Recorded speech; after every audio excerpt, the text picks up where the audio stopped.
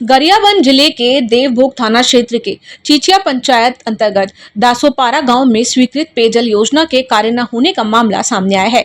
पूर्व जिला पंचायत सदस्य धनमती यादव ने थाने पहुंचकर निर्माण कार्य की गुमशुदगी की लिखित शिकायत दर्ज कराई है। जानकारी के अनुसार गांव में पेयजल संकट को देखते हुए पानी टंकी निर्माण और पाइपलाइन विस्तार के लिए करीब 3 लाख रुपए की योजना स्वीकृत हुई थी। आरोप है कि आधी राशि एडवांस निकालने के बावजूद 2 साल बाद भी चयनित स्थल पर कोई काम शुरू नहीं हुआ। पूर्व जिप सदस्य ने पहले जनपद और जिला पंचायत कार्यालय में भी कई बार शिकायत की, लेकिन समाधान नहीं होने पर उन्होंने थाने का रुख किया। पुलिस ने मामले में धारा 155 के तहत कार्रवाई शुरू की है। इधर दासोपारा गांव में 4 वार्डों की करीब 600 की आबादी है, जहां केवल एक हैंडपंप होने से लोगों को पेयजल के लिए भारी परेशानी का सामना करना पड़ रहा है। सुबह शाम महिलाओं की लंबी कतारें देखी जा रही है, जिससे ग्रामीणों में नाराजगी बढ़ रही है। काम को वहाँ जो करना था वही नहीं हुआ, वो पैसा का आहरण कर लिया है और वहाँ पर लोग आकर 1 किलोमीटर से आते हैं और यहाँ से पानी लेते। पूछे थे लेकिन वो पैसा को ले लिए तो आप काम करो, आप अभी तो सरपंच हो नहीं है, ऐसे बोलते। पानी के लिए कमी पड़ रहा है तो हम पानी के लिए तरस ले रहे। 1 किलोमीटर से हम यहाँ पानी लेने आते हैं, हमारे बाल बच्चा वहाँ रोने रहते हैं। तो हम जिला सदस्य दीदी को बोले हैं तो इसको करा रहे हैं। पानी के लिए कमी पड़ रहा है तो हम पानी के लिए तरस ले रहे। 1 किलोमीटर से हम यहाँ पानी लेने आते हैं, हमारे बाल बच्चा वहाँ रोने रहते हैं। तो हम जिला सदस्य दीदी को बोले हैं तो इसको करा रहे हैं पानी के लिए।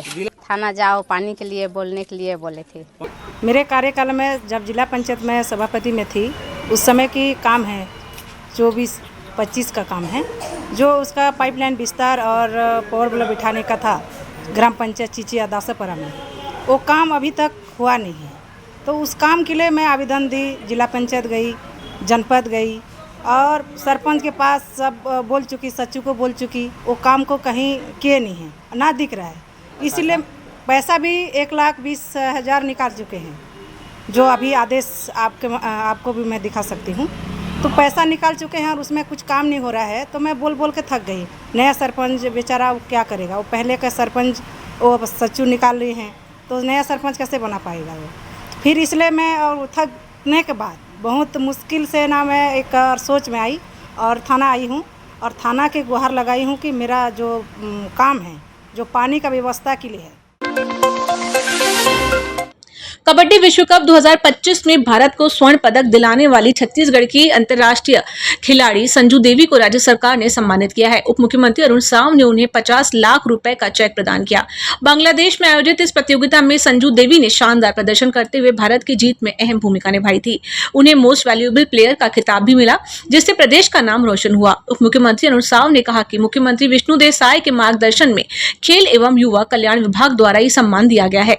उन्होंने कहा कि संजू देवी की उपलब्धि प्रदेश के युवाओं के लिए प्रेरणा है और उम्मीद है कि आगे भी देश और छत्तीसगढ़ का नाम रोशन करती रहेंगी। हमारे बिलासपुर एकेडमी में प्रशिक्षणरत रही है और कबड्डी वर्ल्ड कप में बांग्लादेश में जो आयोजित हुआ था 2025 में देश को स्वर्ण पदक मिला और उस टूर्नामेंट में संजू देवी जी का उत्कृष्ट प्रदर्शन रहा और उन्होंने मोस्ट वैल्यूएबल प्लेयर का खिताब भी जीता। ऐसी प्रतिभाशाली खिलाड़ी हमारी छत्तीसगढ़ की बेटी है। राज्य सरकार ने मुख्यमंत्री विष्णुदेव साय जी के मार्गदर्शन में उन्हें प्रोत्साहन स्वरूप 50 लाख रुपए की राशि देने का निर्णय किया और आज उन्हें वो 50 लाख प्रदान किया गया है। राज्य में हमारी सरकार बनने के बाद मुख्यमंत्री विष्णुदेव साय जी के मार्गदर्शन में खेल और खिलाड़ियों की तरक्की और बेहतरी के लिए लगातार काम हो रहा है। बस्तर ओलंपिक का आयोजन हो, सरगुजा ओलंपिक का आयोजन हो, देश का पहला खेलो इंडिया का नेशनल ट्राइबल गेम्स का आयोजन हो, लगातार ऐसे बड़े आयोजन हम कर रहे हैं। आने वाले समय में और भी बड़ी बड़ी प्रतियोगिताएं छत्तीसगढ़ में हो, इसके लिए प्रयत्न कर रहे हैं। खेल सुविधाओं का विस्तार और खेल की लगातार गतिविधियां हो, इसके लिए विभाग पूरी गंभीरता से प्रयास कर रहा है। भारत सरकार का भी भरपूर सहयोग इस काम में मिल रहा है। तो निश्चित रूप से आज ये बड़ी उपलब्धि है।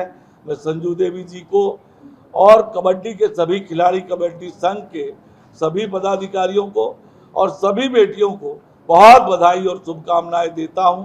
आप आगे बढ़ें, छत्तीसगढ़ और देश का नाम रोशन करें। बहुत बधाई, बहुत शुभकामनाएं।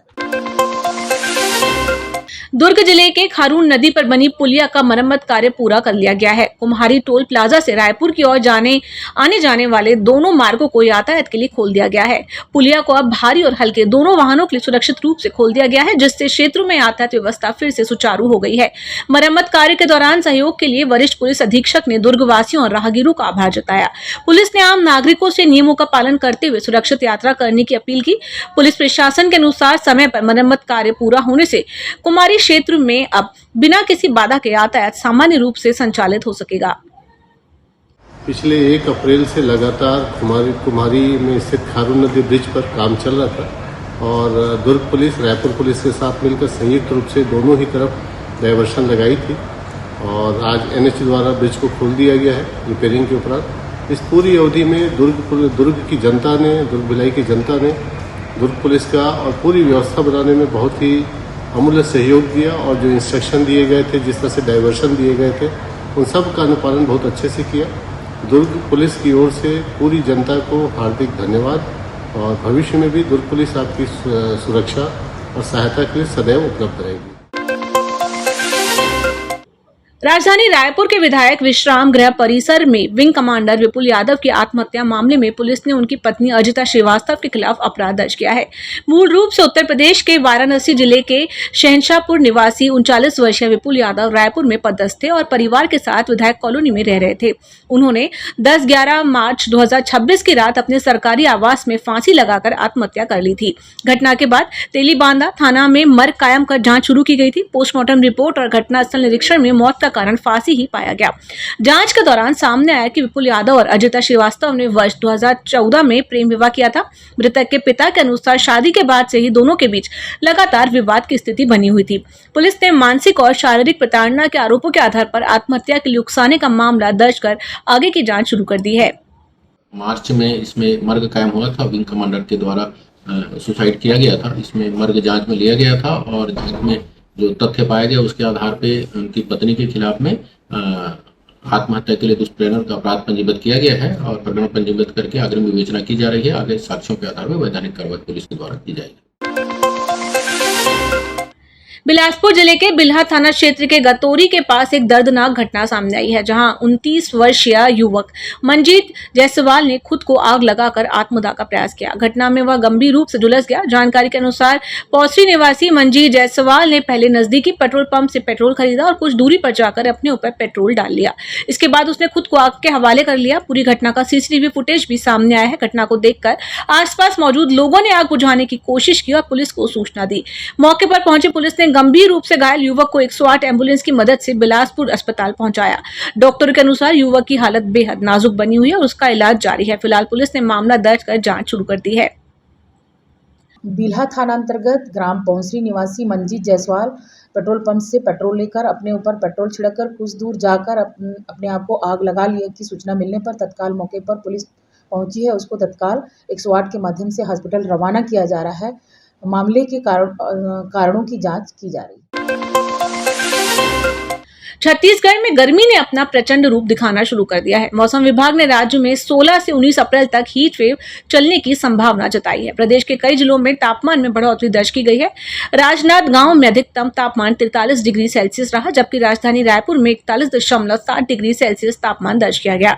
भारतीय मौसम विभाग ने मध्य और पूर्वी भारत के क्षेत्रों में लू चलने और तापमान में और वृद्धि की चेतावनी जारी की है। मौसम वैज्ञानिक के अनुसार मरुस्थल से आ रही शुष्क हवाओं के कारण प्रदेश में गर्मी और अधिक बढ़ रही है। मौसम वैज्ञानिक डॉक्टर गायत्री के अनुसार अगले 3 दिनों में तापमान में 1 से 3 डिग्री तक और बढ़ोतरी हो सकती है। कई क्षेत्रों में लू चलने की स्थिति बनेगी और अल्ट्रावायलेट किरणों का खतरा भी बढ़ गया है। प्रशासन ने लोगों को सलाह दी है कि दोपहर 12 बजे से शाम 4 बजे के बीच धूप में निकलने से बचें और पर्याप्त पानी का सेवन करें। पूरे सप्ताह राहत मिलने की संभावना कम बताई जा रही है। पिछले हफ्ते देखा है तो अधिकतम तापमान लगभग 3 से लेकर 4 डिग्री पूरा प्रदेश में वृद्धि हुई है और आगामी 3 दिन तक कोई विशेष परिवर्तन होने की तो संभावना नहीं है, लेकिन हल्का सा वृद्धि लगभग 1 डिग्री का वृद्धि होने की तो चांसेस है।